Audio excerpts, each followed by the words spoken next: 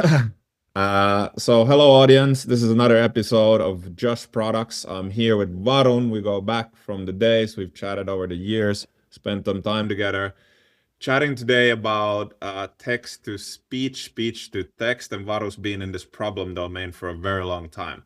Varun, in your own words, over to you. Who are you, and how did you get to doing what you're doing today? And what I is that today? Yeah, that's it's been a long journey. Hi, I'm Varun. I've been working with voice and video for the last I think 22 years, 2004, so 2026 now. That's long. That's a very long time.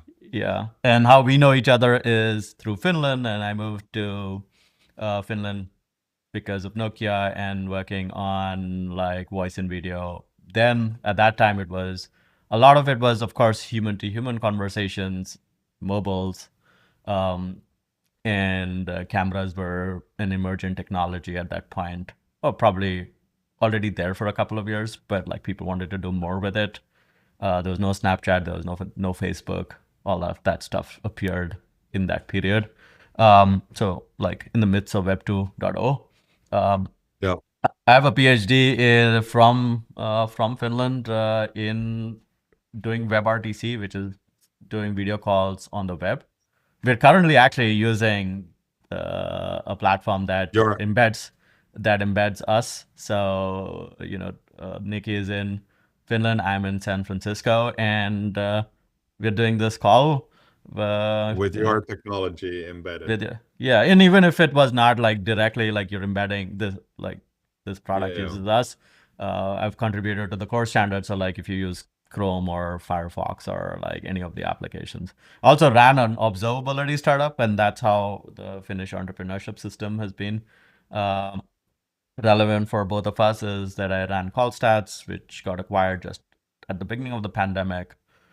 Daily, where I'm at today, was a customer of CallStats, and then during the pandemic, like voice and video calls, human to human calls were, you know, yeah, that was the thesis for CallStats when I built it in 2014. Was that if like think of Google Analytics or any analytics for web, how much we yeah, use it, like how it's relevant. If video would be as relevant, CallStats would be a very successful company. It did a few million in revenue, but we ran it for 6 years before we sold it. Then the pandemic happened like soon after, which was bad timing in some sense. Like we can talk about conviction some other time, yeah. Of course. but then it took a pandemic for like us to actually like fully delve into like human to human like conversations over the internet, like the whole Yeah, world. Billions of people did it for a couple of years. But I think our aha moment with the technology was that you build all the infrastructure, it's being used every day by humans, and then yeah, ChatGPT came out in December 2022, I think. Yeah, yeah. and we saw it, we played That with it. feels We like light years ago. That's Yeah, like it's 4 years now. I was Yeah, right, or 3 years and some change. yeah, And they released an API the following spring. We said, okay, if we can chat, then why can't we talk to it, right? Like if we just yeah, transcribe it, and there were already good transcription hosted models out there like DeepGram, Assembly, and we said, okay, they're already using deep learning and such, so like, and we already had the pipeline. We were already yeah, transcribing calls, like meeting calls.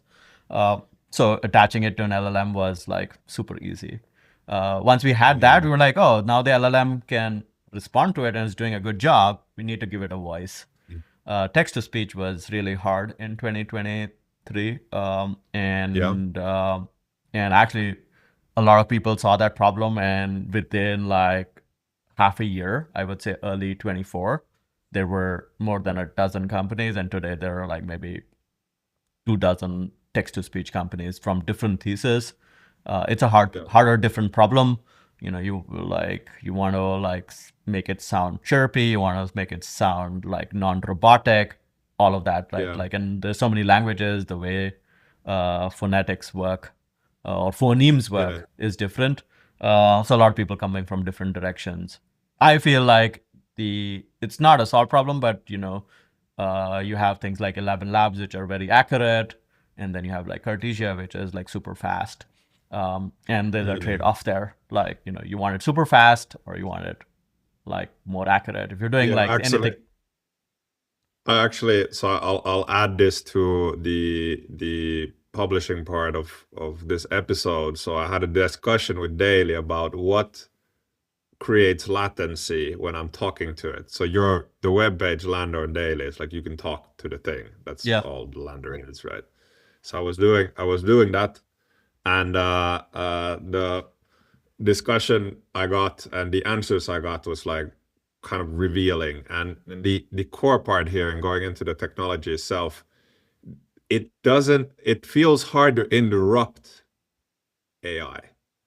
So this is like beyond the latency, beyond the functionality, beyond it sounding like a real human or you're having a discussion, right? It's super hard to actually interrupt AI. you can. And Like, so the thing is that so in Pipecat, which is the open source yeah, framework, it's fully vendor neutral, fully open source. You can integrate any LLM, any TTS, any STT, local models or hosted models. You can bring your own yeah, keys. You can host it yourself. Uh, because it's like super low level, there are strategies around mute. There are strategies around interruption. Um, and the one that we have is mainly like the question is about turn taking. So when you talk about interruption, yeah. it's like it's my turn, it's your turn. People, humans and Yeah, we cultures naturally, vary. Humans yeah, and cultures depend on this. Like, you know, there are like cultures around the world where people are very, very strict about like not speaking over each other. And then there are other oh, that's cultures true. where people speak over each other, and it's Yeah, all totally the time. fine. Yeah, and it's totally fine while you're speaking, I'm speaking, and you know we're processing it, and no one's offended, right? And Yeah, it also varies with age. So if you ask a young person, like our first foray into this was Chris around like a year after, almost a year after, like we like yeah, in 23 before the new TTSs had come, yeah. we built a thing called Santa bot, right? And we started Okay. building in October, and we said, you know, we have built everything. Now we need a showcase. Like whenever you have like something, you like ChatGPT was showcase of the Yeah, you GPT. need to in what sort of application layer do you put this tech, right? And how do you showcase its capabilities in a smart way? Right, and most people are like, oh, you know, this will go into support bots. But Mm. tractably, support bots are like the hardest problem to solve. We can discuss this later why it is harder, Okay. but typically, like if you want to talk to something, you're like, oh, it is responding. Now the question is like, what is the context in which you can have a meaningful conversation, right? It's like, Yeah. so you have some guardrails and such. So we built a bot and we wanted to do Santa because Christmas was coming. It was October. We're like, oh, Yeah. you know, it's like takes 4 or 5 weeks to put something together. By the time we launch it, it'll Mm. be like Thanksgiving. And we did hit that mark. But around mid-November, we realized that if we used a human voice, uh, Yeah. we had this issue of cognitive dissonance because the TTS was not Okay. that great. It didn't really sound like Santa, or you may have opinions of what Santa sounds like, right? Okay. Yeah. And Fair. Yeah. right, so like, and that can be like problematic. So we did a Santa cat because cat can be anything, right? Ah, Like, right? interesting. Right? Okay. So it's a Santa, it's a cat, and it sounds like you can have like elevated voice levels, you know, sharper sounds. This sounds like an animated character, and we gave it Mm. to to kids, like our families, and we saw them interact with it. And the first thing the cat asks the kid is like, "Hey, what do you want for Christmas?" And you Yeah. ask like an adult and they'll think about it and tell you the answer. The kid was like Mm. shy, more or less, right? Like, Okay. oh, I don't know, I don't want anything, or uh like, and you didn't get Yeah. the Okay. answer like you could. So the conversations were kind of harder. The interruption Yeah. Okay. strategy was like it would prompt the kid more, like, oh, you like, it waits Yeah. a amount of time and ask the kid again, and the kid is still thinking and is like, oh, I'm still thinking. It's not looking at the visual cues, right? This thing bot. uh Yeah. Yeah. So so that's the thing. That's the thing. So I have an anecdote from this. I think this was 2019. I was at an event called Kinnernet. It's run by a guy called Yoshi Vardi. He's a VC guy from Israel, and I met. So it's like a gathering of different entrepreneurs, thinkers, builders, and it's an unconference, so anybody can create any sort of like within frames. You create the content, and the participant create the content. I talked with the sound designer for Google Voice AI at the time, and he actually gave a speech during that event about the topic and what he learned from watching his 4-year-old use voice AI. And Yeah. what he was saying, if the kid knows it's a computer, it will talk differently to the computer.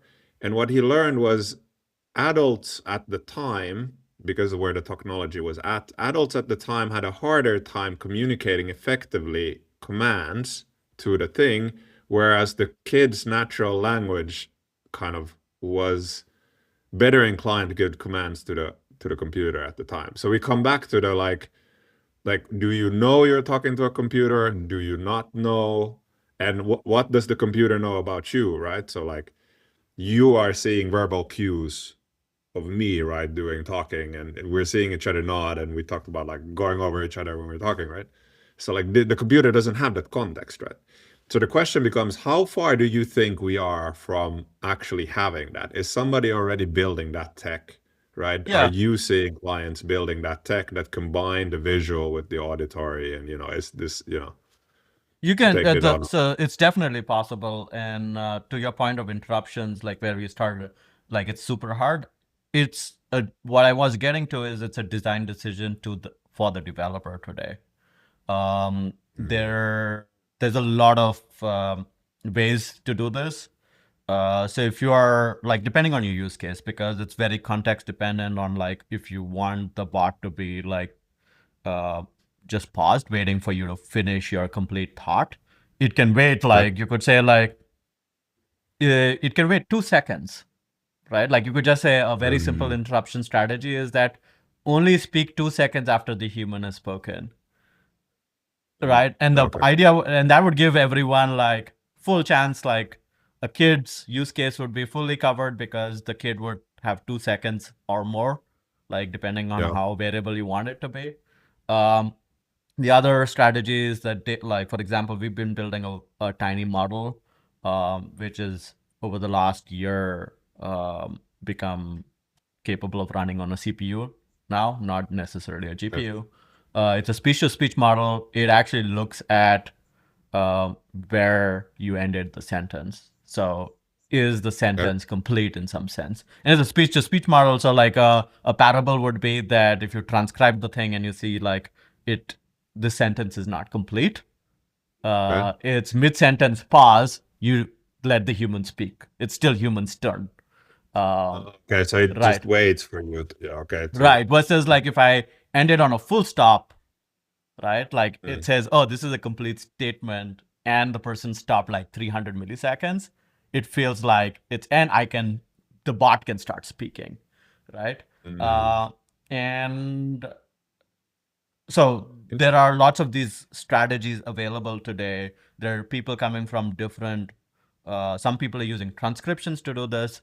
We are using Yeah. speech to speech because we can train it on uh, hundreds of languages. Go Yeah. and look at lots of conversations, get people to speak on like Yeah. say certain sentences, see how the intonation is, because you're like actually Yeah. using intonation and such to like kind of discover this. um Yeah. to your question, So on like that. can I Yeah. Go use ahead. visual cues?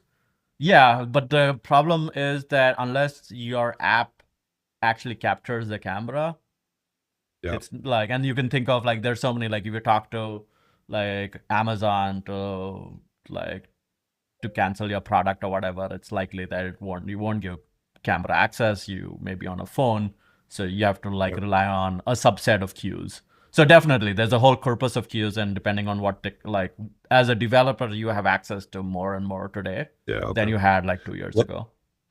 Okay. So that's one thing that's likely being embedded, and that goes into like robotics, right? But what about